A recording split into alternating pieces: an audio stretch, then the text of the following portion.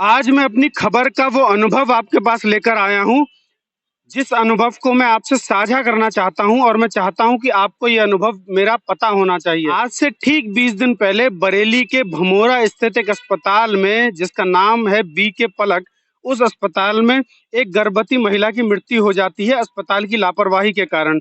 हमने उस खबर को चलाया काफ़ी दिनों तक और उसका रिस्पॉन्स भी आया कि अधिकारियों ने जाँच करी, लेकिन कहीं न कहीं वो खबर भी करप्शन की भेंट चढ़ गई और अधिकारियों ने उस पर ज़्यादा संज्ञान नहीं लिया। कल फिर उसी अस्पताल में एक गर्भवती महिला की मृत्यु हो गई अस्पताल की लापरवाही के कारण। और मैं आपको बता दूं, ये मुस्लिम परिवार था। इस परिवार से मेरी सुबह बात हुई।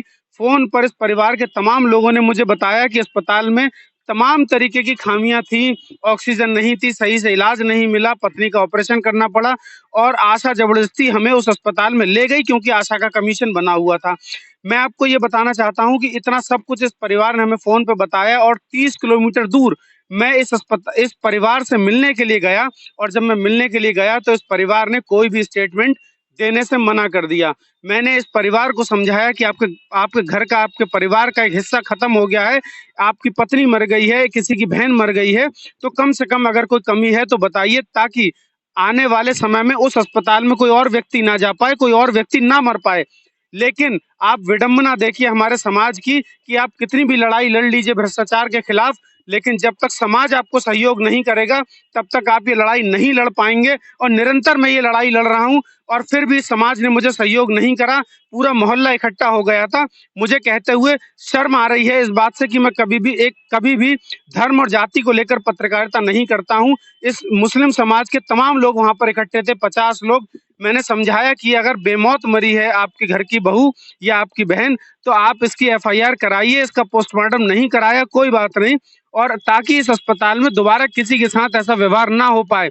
फोन पर इन्होंने मुझे सारी जानकारियां दी जो रिकॉर्डेड है मेरे पास, लेकिन कैमरे पर इन्होंने बोलने से मना कर दिया। जब मैंने और जांच करी तो मुझे पता लगा कहीं ना कहीं अस्पताल ने इन लोगों को मैनेज कर लिया है और मैनेज करने के कारण ये लोग अस्पताल के खिलाफ नहीं बोल रहे हैं। ऐसा भी भ्रष्टाचार का एक नया सीन बनता है, देखिए यहाँ पर, जहाँ खुद परिवार जो है उस भ्रष्टाचार में शामिल हो जाता है और उस परिवार को शर्म नहीं आती है कि हमारे घर की बहू गई, हमारी बेटी गई। उस लड़की जो मर गई है, उसका भाई कहता है कि हमें कोई कार्रवाई नहीं करनी है, उसका पति कहता है हमें कोई कार्रवाई नहीं करनी है, हमारी बहन मर गई, कल से हम काम पर जाएंगे। शर्म नहीं आती इस परिवार को? अगर वो मृत महिला कहीं उसकी आत्मा होगी तो कितनी दुखी होती होगी कि ऐसे परिवार में हमें ससुराल मिली, या ऐसे परिवार में हमें जन्म मिला कि मेरे मरने के बाद मेरा पति लड़ने के लिए तैयार नहीं है, भ्रष्टाचार के खिलाफ बोलने को तैयार नहीं है, उसका भाई बोलने को तैयार नहीं है कि मेरी बहन कैसे मरी है। शर्म आनी चाहिए ऐसे परिवार को, और ऐसे परिवार का बहिष्कार समाज में होना चाहिए। मैं आप सभी से ये अपील करना चाहता हूँ, ऐसे लोग चाहे किसी भी धर्म के हों, किसी भी जाति के हों, ऐसे लोग हमारे समाज में नहीं होने चाहिए, जो कि इस तरीके से लोग अपनी घर की जो मृत लोग हैं, जो मर गए हैं हमारे घर से, उनका सौदा कर रहे हैं, उन डेड बॉडियों का सौदा कर रहे हैं, उन लाशों का सौदा कर लेते हैं अपने ही परिवार के लोग। आप सोच कर देखिए तो आपके रोंगटे खड़े हो जाएंगे कि ये लोग किस तरीके से अपने आप को मैनेज कर लेते हैं। अस्पताल कहीं ना कहीं इन परिवार वालों को खरीद लेता है, कहीं ना कहीं सिस्टम बिक जाता है, लेकिन फिर भी ऐसे फर्जी अस्पताल चलते रहेंगे। हम लगातार इस पर खबर दिखाते रहते हैं। हमारा एक ही उद्देश्य है कि कहीं ना कहीं हमारे शहर में शिक्षा और स्वास्थ्य से भ्रष्टाचार नहीं होना चाहिए, और शिक्षा और स्वास्थ्य के भ्रष्टाचार के खिलाफ हम लगातार खड़े रहेंगे। लेकिन समाज से सिर्फ एक सहयोग चाहते हैं। और आप देखिए हमारा समाज इतना विकट रूप ले चुका है, इतना भयंकर रूप ले चुका है कि जिस घर का, जिस परिवार का व्यक्ति मर जाता है, वो पीठ पीछे तो सारी बातें कर सकता है, लेकिन वो कैमरे के आगे कोई भी तरीके के सवाल जवाब देने को तैयार नहीं है। आप कल्पना करिए कि क्या बीत रही होगी उस लड़की पर, उस महिला पर जो मर गई।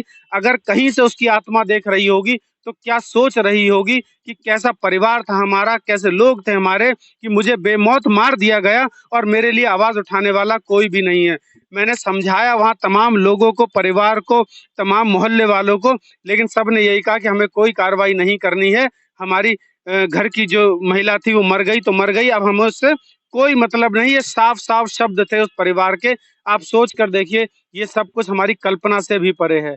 ये लड़ाई हम तभी जीत सकते हैं जब समाज हमें सहयोग करेगा, और समाज अगर सहयोग नहीं करेगा तो फिर इस लड़ाई में कहीं ना कहीं आज नहीं तो कल हमें भी थक कर बैठना पड़ेगा, और फिर हमें भी कुछ और देखना पड़ेगा। क्योंकि ये समाज जिस तरीके से मुर्दा होता जा रहा है, वो मौत एक महिला की नहीं है, वो मौत इस समाज की है। ये समाज जो मुर्दा होता जा रहा है, मुर्दा बनता जा रहा है, कहीं ना कहीं एक दिन इस समाज का भी अंतिम संस्कार हम आपको मिलकर करना पड़ेगा। इसलिए मैं बार बार अपील करता हूँ, कहीं अगर कुछ गड़बड़ है, कहीं सिस्टम खराब होता है, हम हमेशा जाते हैं, लेकिन आपकी भी कहीं ना कहीं ये ड्यूटी बनती है, कहीं ना कहीं कर्तव्य बनता है समाज को कि उसे भी आगे आकर हमारे साथ कंधे से कंधा मिलाकर खड़ा होना पड़े। जय हिंद।